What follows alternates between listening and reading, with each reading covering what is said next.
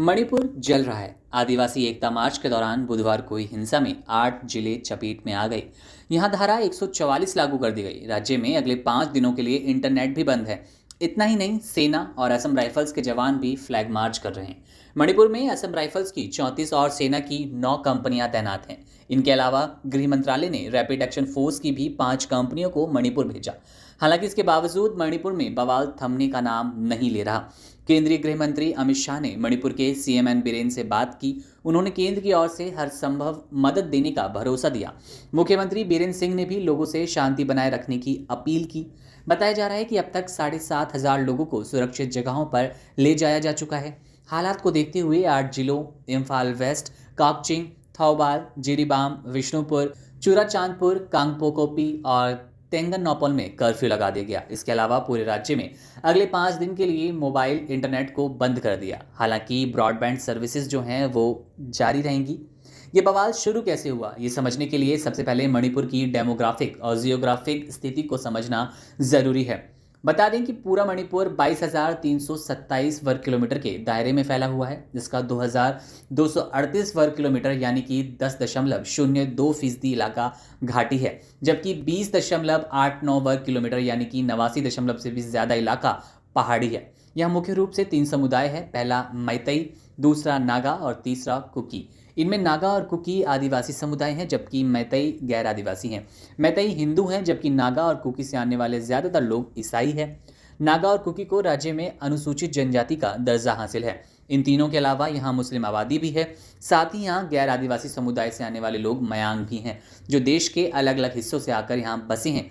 अब हम बता देते हैं आपको आखिर ये पूरा बवाल जन्मा किस बात से, बवाल हो किस बात पर रहा है। इस सारे बवाल की जड़ को कब्जे की जंग भी माना जा सकता है। इसे ऐसे समझिए कि मैतई समुदाय की आबादी यहाँ पर 53% से ज्यादा है, लेकिन वो सिर्फ घाटी में बस सकते हैं। वहीं नागा और कुकी समुदाय की आबादी 40% के आसपास है और वो पहाड़ी इलाकों में बसे हैं, जो राज्य का 90% इलाका है। मणिपुर में एक कानून है जिसके तहत आदिवासियों के लिए कुछ खास प्रावधान किए गए। इसके तहत पहाड़ी इलाकों में सिर्फ आदिवासी ही बस सकते हैं। चूंकि मैतई समुदाय को अनुसूचित जनजाति का दर्जा नहीं मिला, इसलिए वो पहाड़ी इलाकों में नहीं बस सकते, जबकि नागा और कुकी जैसे आदिवासी समुदाय चाहे तो घाटी वाले इलाके में जाकर रह सकते हैं। मैतई और नागा कुकी के बीच विवाद की यही असल वजह है, इसलिए मैतई ने खुद को अनुसूचित जाति का दर्जा दिए जाने की मांग की। अब ताज़ा बवाल क्या है वो हम आपको बताते हैं। दरअसल हाल ही में मणिपुर हाई कोर्ट के acting chief justice MP Muralidharan ने एक आदेश दिया था। इस आदेश में हाई कोर्ट ने राज्य सरकार को मैतई को भी अनुसूचित जनजाति का दर्जा दिए जाने की मांग पर विचार करने को कहा। मैतई समुदाय को ST का दर्जा की मांग करने वाली संगठन का कहना है कि ये सिर्फ नौकरियों और शैक्षणिक संस्थानों में आरक्षण का मुद्दा नहीं, बल्कि ये पैतृक जमीन, संस्कृति और पहचान का मसला है। संगठन का कहना है कि मैतई समुदाय को म्यांमार और आसपास के पड़ोसी राज्यों से आने वाले अवैध प्रवासियों से खतरा है। इसी के विरोध में all tribal students union of Manipur यानी कि ATSUM ने आदिवासी एकता मार्च निकाला। इसी एकता मार्च के दौरान जमकर बवाल हुआ, हिंसा उठी। अब हम आपको बताते हैं कि ये मार्च निकाला क्यों गया, क्या वजह रही इसके पीछे। मैतई समुदाय को ST कैटेगरी में शामिल करने की मांग तेज हो गई। हाई कोर्ट ने भी राज्य सरकार को इस मांग पर विचार करने का आदेश दिया। मणिपुर के छात्र संगठन ने इस मांग के खिलाफ मार्च निकाला था। ये मार्च चुरचांदपुर के जिले तोरबंग इलाके में हुआ। इस रैली में हजारों प्रदर्शनकारी शामिल हुए। बताया जा रहा है कि इसी दौरान आदिवासियों और गैर आदिवासियों के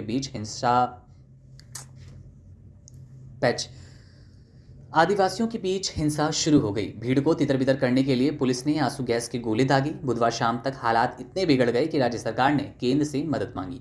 बाद में सेना और पैरामिलिट्री फोर्स को तैनात किया गया। ऑल मणिपुर ट्राइबल यूनियन के महासचिव कैल्विन नहसियाल ने बताया कि इस पूरे विरोध की वजह थी कि मैतई अनुसूचित जनजाति का दर्जा हासिल करना चाहते हैं। उन्हें ST का दर्जा कैसे दिया जा सकता है? अगर उन्हें ST का दर्जा मिला तो वो हमारी सारी जमीन हथिया लेंगे।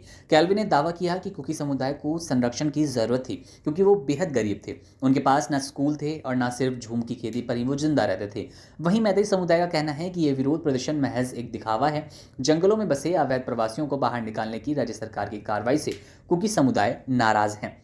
ऑल मैतई काउंसिल के सदस्य चांद मैतई पैशांगबाम ने बताया कि ST दर्जे के विरोध की आड़ में उन्होंने मौके का फायदा उठाया, लेकिन उनकी असल समस्या इविक्वेशन ड्राइव है। अवैध प्रवासी को निकालने के लिए अभियान पूरे मणिपुर में चल रहा है, न सिर्फ कुकी बहुल इलाकों में।